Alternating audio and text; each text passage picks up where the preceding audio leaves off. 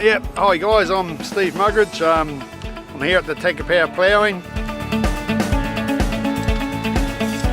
And the sun's come out, which is great. It was a bit dull earlier.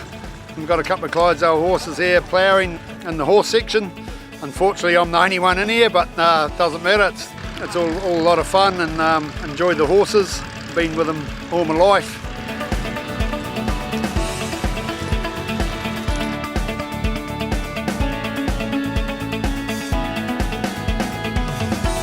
Two horses I got today, one's an 11-year-old mare and the other one's a rising 6-year-old mare, and they're going pretty well for me, and the plough's not going too bad either.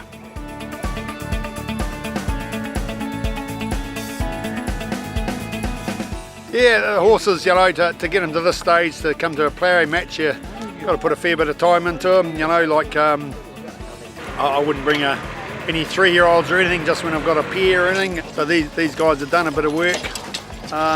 Been rising 6 and rising 11 years old, so they know what it's all about, and it's a pleasure to be here.